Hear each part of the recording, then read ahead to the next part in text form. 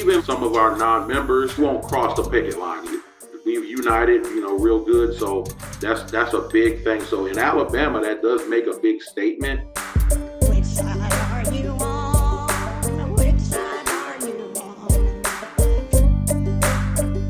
on? Mustafa Hassan is the local president for the CWA here, local 3905 in Huntsville, striking AT&T worker, like I said, president of the Communications Workers of America, local 3905, right here in Huntsville, Alabama. Brother, thank you for taking the time to talk to us today. I appreciate it. Thank you for having me. It's great to have you. Great to have you back. Love talking to folks here locally about the work that they're doing. So before we talk about the strike, and that's obviously going to be the subject of the interview, can you tell us more about what do your members do for AT&T?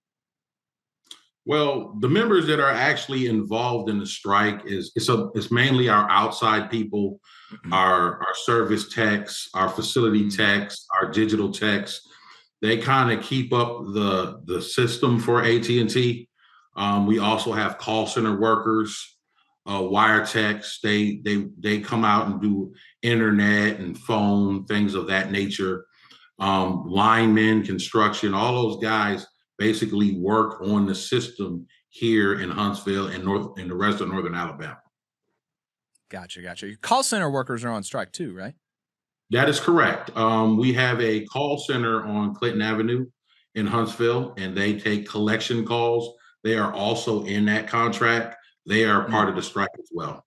Okay, great. Yeah, and I'm sure that folks in the listening area, presumably, if you've seen any picket line, it's probably the one on Clinton. That was the first picket line I ever walked on, the Clinton Avenue picket line during the 2019 AT&T strike. Yeah. 2019 is an important year to just kind of lock away in your head and remember, folks that are listening, because 2019 is the last time that these folks renegotiated their contract with AT&T. And so that came before COVID and all of this inflation. And so while so many other unions have been renegotiating contract, even people not in unions, people getting pay raises, pay bumps, and things like this during 2020, 2021, 22, 23. Folks at AT&T, organized with CWA, have not, right? And so they're looking for, rightfully so, really big, particularly wage increases in this strike. But before even getting to the wage increases, the company has not been bargaining in good faith. And Mustafa, my understanding is that's why y'all have gone on strike. It's not an economic strike. It's an unfair labor practices strike. So explain to folks why you went on strike and what the ULPs are. Absolutely. So ULP is an unfair labor practice. We have been negotiating with the company since actually late June. The actual contract did not expire until August the 4th. And throughout that time frame, we hadn't really gotten enough progress or traction, which we would say where we would feel like the company was bargaining in good faith. One of the ULPs is we felt like the company was engaging in what's called surface bargaining, where they're just kind of going through the motions, passing proposals, and not really meaning anything by it, or there's really nothing behind those things. The big one, which also occurred in 2019, was the company didn't have a decision maker at the bargaining table. Meaning, if there was a proposal passed by the company, if our bargaining team questioned, okay, can you give us some details about your proposal? That person at the table who passed that proposal couldn't even explain it. And then they would have to reconvene and start over. So we feel that we've been real patient with them, and it just got to the point where even at August the 4th, we worked without a contract until August 16th, and that stuff has continued to happen.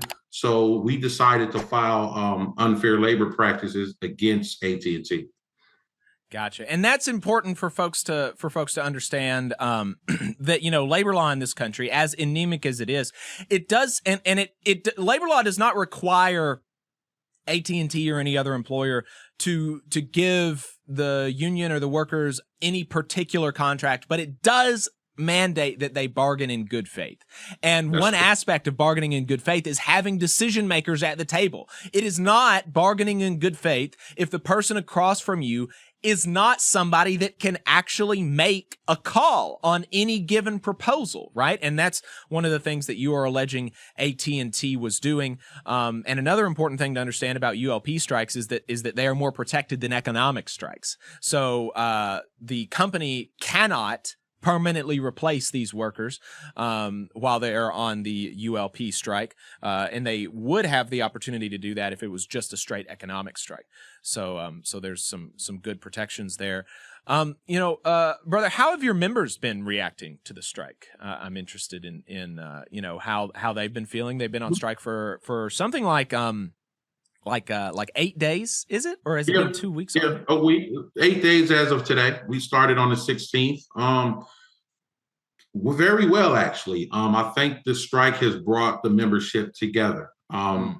Everybody's out there. We have almost full participation. Spirits are high. They're very active during the strike. Everyone's leaning on everyone for support. We've even had more members decide to join us that weren't members before. Oh, wow. Morale is high. They're very attentive to what's going on in the negotiations. Everybody wants to know what's happening at the table. Everybody's got input. Everybody's just been really stepping up. So I'm definitely proud of our local as a whole, and we look forward to this continuing. You said you've had very high participation and actually had some people join the union that hadn't before. Do you have a percentage that you could give us on, the number of folks that are holding the line, or the percentage of folks that are holding the line? Yeah, it's over 99%. It's less than 1% that's not on strike. We may have a few members that are not on the picket line, a very few. However, they're not working. So which is right. important. They're still striking. They're Yeah. not, exactly. We don't consider them as a scab. So it's well over 99%. That's awesome. Yep. Hey, 5 seconds. Just wanted to say that this is only possible because of our donors. If you want to see more of this, then consider donating yourself at tvlr.fm/donate. How do you do that in Alabama? In Alabama, in the Right to Work South, where, people don't even, you mentioned people joining the union. People don't even have to be a member of a union, where you represent them, much less have to go out on strike. When nobody has to go out on strike when a union calls a strike. It's all people decide whether or not they want to cross a picket line. And so being able to have 99% participation, 99% of people holding the line here in Huntsville, Alabama, I think that a lot of people would kind of be surprised at that. So how is it that your union has been able to maintain that level of solidarity and participation in this action? We're a tight-knit group. A lot of our members have been through this in 2019. They know that it was beneficial as a result. The ULP did not, I think it was like 3-4 days at that time it lasted. The company decided to get somebody at the table. They know the bigger picture. We had been anticipating that this may be a difficult round of negotiations because, as you mentioned earlier, the last contract was in 2019, and a lot of things have changed in the world since then. Right. So we were kind of preparing for that. Even like I said, I mentioned some of our non-members. They won't cross the picket line either. I don't know any non-members that have crossed the picket line, which says a lot. Yeah. And we've united, real good. So that's a big thing. So in Alabama, that does make a big statement. We have a lot of veteran members. We have some younger members as well. And a lot of our veteran members have stood up and kind of taken those guys under their wing and made sure that they have what they need and they know what's going on. And I think a lot of people see the long-term benefit of us striking and what this means for contracts in the future. Speaking of, contracts in the future and talking about what you've gotten in the past, I was talking to one brother on the picket line when I was out there last week, Daniel, I'm sure you know him. And he was talking about, kind of the the slow degradation of the job quality and the pay and the benefits. He said that he remembers, when he started at AT&T, I don't know how many years ago it was, 20 years or something like that, that there was the progression was 4 or 5 years. And he remembers people telling him, look, if you don't want to do this as a career, you need to get out in year 1 or year 2. Because if you get to year 3, year 4, you're going to get addicted to the money and you're never going to go anywhere else, right? You need to get out soon if you don't want to do this for the rest of your life, because you'll get addicted to the money because the money's so good. And that's, and he talked about how that's not the case anymore, how the turnover is higher, you don't keep, the retention is lower. And so can you give us just some details about the, how things have changed over the years and why you think that is? Yeah, and it's funny that you mentioned that. Even at some point, I think there was a statement made by AT&T that these are no longer looked at as career jobs, right? And something along the lines of the contract being outdated, and that a lot of our members make too much money as it is. So I think the focus of the company has shifted. And you can kind of see that through just some of the things that have been going on and some of the things they've been trying to change within the contract and some of the practices that the company has done. So I think that's where you would kind of see a lot of that shift. So he's absolutely right. So it's just a different dynamic. The world is different. A lot of good union or labor jobs, they're not what they used to be. So one of the things we've kind of done is we've kind of tried to pass that torch to some of our younger people, get them acclimated and letting them know the importance of the union and the importance, the reason why they're able to get these benefits is because of what was done in the past with this contract. So this contract that we're in negotiations with, this contract has been over years and years in the making. So there's so many layers to it. And overall, it may be one of the better contracts in the nation as far as CWA and AT&T. There's some things that we would like to change, but there's a lot of things that the company would like to change as well. How has the public reacted to the strike? How's the reception been in Huntsville? And if you have any, broader testimonies from places elsewhere? Oh yeah, we've gotten a lot of support from the community at large. Several people have come walk the picket lines with us, who've been here in the past. A lot of people have come and donated their time. They've walked the pickets. They've given us food, drinks, things of that nature. Our signs say "honk if you support labor" or "honk if you support workers." Everybody is honking as they go by. So we have 8 different locations throughout North Alabama that we're at and we're picketing. In every single one, we've got overwhelming support. When I say overwhelming, you get a few people that drive by, but people are honking the horn, waving to us. Other unions have stepped up and helped us out. I actually got a text this morning that somebody's going to be out on the picket lines and giving out sandwiches and drinks and, helping us out. We've gotten help in the political arena, just overwhelming support in the local community as well as in our district. And just to kind of add on to that, this strike is bigger than just the Huntsville area, of course. This is throughout 9 states, the entire Southeast. And there's over 17,000 workers that are in this strike. Right. That's exactly right. You mentioned the political support. Would you care to elaborate on that? What kind of stuff in Huntsville in particular have we seen? Yeah, Daniels came out yesterday and walked the line at 308 Clinton, and he's walked the line with us in the past. A lot of state reps have pledged to write letters in support of us for the strike. When I was in Washington, D.C. Earlier this year, we got a lot of reps that decided, hey, we would write letters for you guys in support. Not everybody. I don't want to name everybody, but we've had a lot of political support as well. That's great. And what about any updates since the strike has began? Have negotiations moved forward at all that you can tell, or what's been going on at the table? It's moved. I don't know if it's moved at the pace that we would like, of course.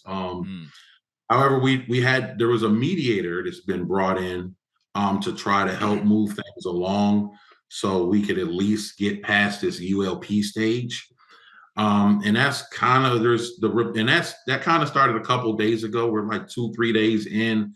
The mediator had to get acclimated and get up to speed to where we were in the negotiations. So their job is to kind of help bridge the gap or the divide that we have right now. So it's kind of a slow roll right now. We're hoping that it gains some steam, especially next week. Like I said, this was the first week and we just wrapped up this first week. So we're not that much closer, but it seems like we're headed in the right direction. So I am optimistic about that. Great. That's good to hear. How can people support if they want to support? What's the ask of the community? We will, any support that you're willing to give. If you want to come out and walk the lines with us, feel free to do that. We need support, financial support, as well as things like water, snacks, food, tents, just getting the word out. Anything that somebody is willing to help us out, we're willing to receive that. So you can reach out to my personal email is president@cwa3905.org. You can reach out that way, or you can reach out to our secretary. Her email is secretary@cwa3905.org as well. Great. Mustafa Hassan, president of CWA Local 3905 in Huntsville, North Alabama. Thank you so much for your time. Appreciate it, and we'll see you out on the picket line. Thanks again, Jacob. Appreciate you. All right, folks, that was Mustafa Hassan. You heard him. Hang out with folks on the picket line. Get with them. Donate if you can. If you're in a local union, make a motion for your union to donate to their strike fund. The North Alabama Area Labor Council passed a motion to donate $500 to their picket line support. So I need to get that check to Mustafa here in the next couple of days. So I owe him money, so I got to get that to him. But yeah, help him out, folks, if you can. You just saw a clip from the Valley Labor Report. We are live every Saturday morning from 9:30 a.m. till 12:30 p.m.